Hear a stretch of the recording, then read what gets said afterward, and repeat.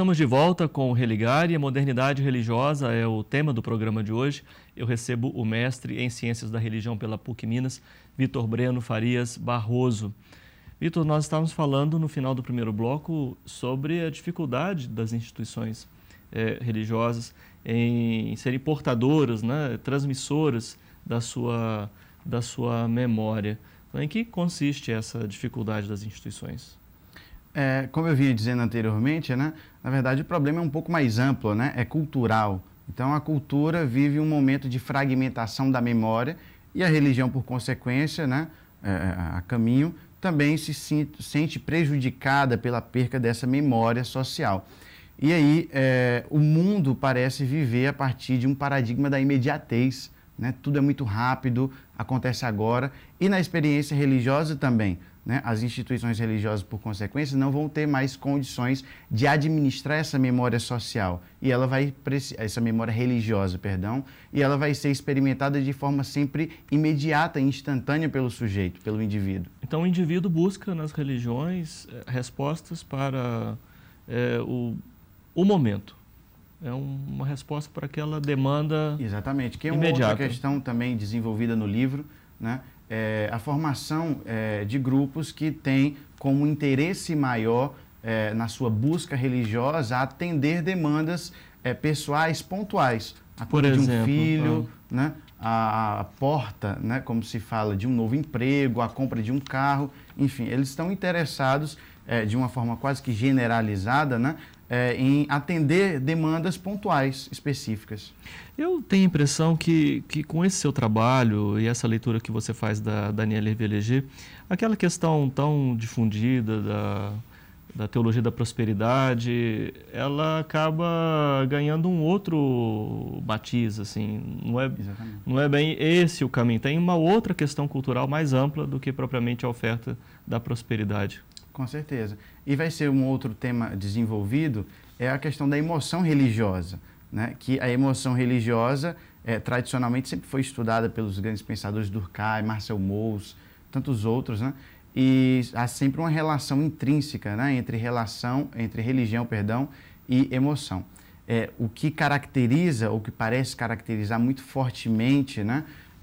A experiência religiosa contemporânea é um emocionalismo religioso muito profundo, né? E aí eu estou convencido da hipótese de que a religiosidade contemporânea ela é mediada, né? Aquilo que a gente chama uma mediação, ela é mediada hermeneuticamente por uma comunidade emocional. Toda e qualquer tipo de experiência religiosa, para que ela tenha legitimidade e autenticidade para o sujeito, ela precisa passar pelo crivo, pela interpretação de uma comunidade emocional. E aí essa emoção vai definir uma nova forma de sociabilidade, Sim. Porque a gente não está mais tratando com sujeitos que embasam, né, o seu engajamento religioso na tradição ou na memória religiosa, mas da emoção. E a emoção é uma característica cultural do nosso tempo, né? Esse emocionalismo forte hoje, a gente tem... Não basta só você ir mais para uma balada, para uma festa, né? Ou tertúlia, como o pessoal falava no interior do Ceará, mas você precisa ir para uma balada, né? Com muita intensidade. Você não pode mais apenas ficar numa bebida leve, você precisa de uma bebida forte. Então a gente vive num tempo, numa cultura de emoções fortes, de sentimentos fortes. As pessoas querem isso. E na religião não é diferente. Não é diferente. Então se a gente perde a memória, a emoção religiosa vai ressurgir para dar para o sujeito aquilo que ele tem como demanda. Sei, razões, discursos, explicações. Não são preteridas pelos sujeitos, eles estão interessados em que os ritos, né, as ofertas religiosas venham de encontro a atender a essa emoção religiosa que caracteriza, né, a espiritualidade média do campo religioso, por assim dizer. Isso explica não só a emergência de grupos carismáticos, pentecostais, mas também assim, grandes eventos religiosos? Exatamente, você acertadamente falou aí, desde a década de 70, né, a explosão dos grupos, já bem antes, mas especialmente a partir da década de 70, né, a explosão dos grupos carismáticos, pentecostais, dentro e fora das grandes instituições, eventos em torno de personalidades carismáticas, como o Papa, ou pastores e pregadores evangélicos. Tudo isso tem a ver com esse desejo, parece pulsante no coração, né, na alma, né, do sujeito religioso contemporâneo, de satisfazer para si uma demanda emocional forte. Né? Sim. Isso produz um novo conceito de religião? Exatamente, um novo conceito de religião. Qual seria? A religião, o conceito de religião vai entrar em xeque, né? Vai ser colocado em xeque. E aí, no conceito hervilegeriano, né, a religião está ligada a um tipo de dispositivo ideológico, prático, de controlar a consciência individual, né, dos sujeitos ao pertencimento a uma tradição religiosa. Então, se a gente não tem mais o poder regulador da instituição, cada sujeito agora passa a brincolar o seu conjunto de crenças a partir de determinações individuais, emocionais. O conceito de religião fica fragilizado, porque ele já não vai mais responder, e aí fica difícil, inclusive, nós caracterizarmos se isso é religião ou se isso não é religião. Até que ponto o conceito de religião é capaz de abarcar ou de explicar esse determinado fenômeno, né? A sociologia da religião, as ciências das religiões estão com esse problema na mão, com esse pepino na mão para resolver. Você acha que isso ajuda a gente a entender esse fenômeno, por exemplo, dos que se afirmam sem religião? Eu acredito que sim, né? Eles são sem religião, mas eles têm uma determinada prática religiosa, cultivam relativamente uma espiritualidade, mas o vínculo e a adesão institucional, eles não estão sendo desenvolvidos, ou eles não têm esse tipo de relação.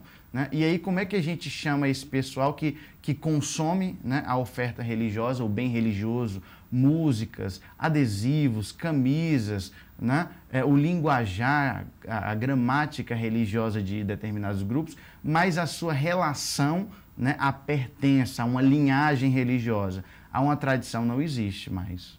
Não existe. Então, a gente tem, sem sombra de dúvidas, um desafio muito grande a ser problematizado, compreender e pesquisar.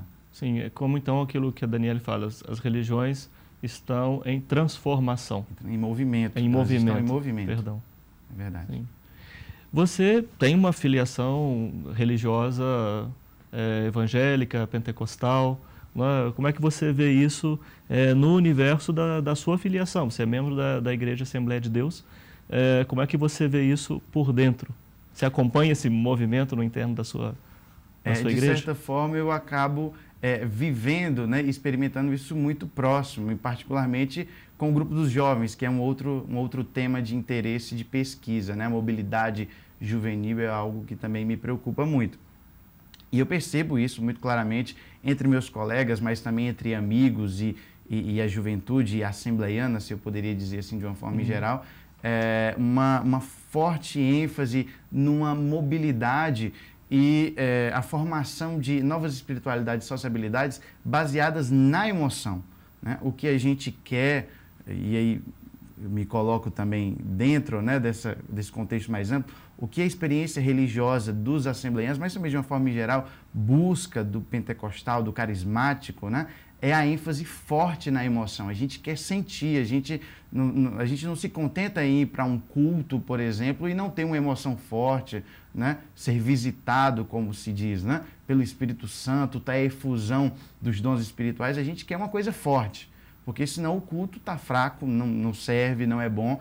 E aí é muito simples e fácil. O pregador pode suar a camisa que não... se não haver emoção, muitas das vezes, inclusive, acontece o seguinte: a pessoa não sabe necessariamente nem o que está sendo pregado, ela não entende, ou ela não tem discernimento a respeito se aquilo é certo ou não, coerência teológica, mas se aquilo fez sentido emocional, naquilo que a Hervilegia chama de autenticidade emocional. Se aquilo atingiu o seu emocional, está valendo.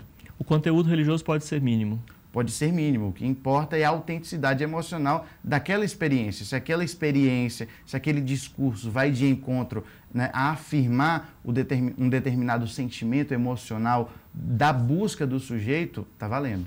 Ok. Olha, eu quero terminar essa entrevista dando os parabéns pelo trabalho que você realizou, o lançamento do livro Modernidade Religiosa, pela Fonte Editorial, e muito sucesso para a pesquisa que você continuará desenvolvendo seguramente. Muito obrigado, grato. O Religare é um projeto de extensão do Programa de Pós-Graduação em Ciências da Religião da PUC Minas. Este programa ele foi realizado com o apoio da SOTER, a Sociedade de Teologia e Ciências da Religião. Você pode conhecer a SOTER acessando o site www.soter.org.br. O Religare de hoje fica por aqui. Um abraço muito cordial e até a próxima semana com o novo Religare, Conhecimento e Religião.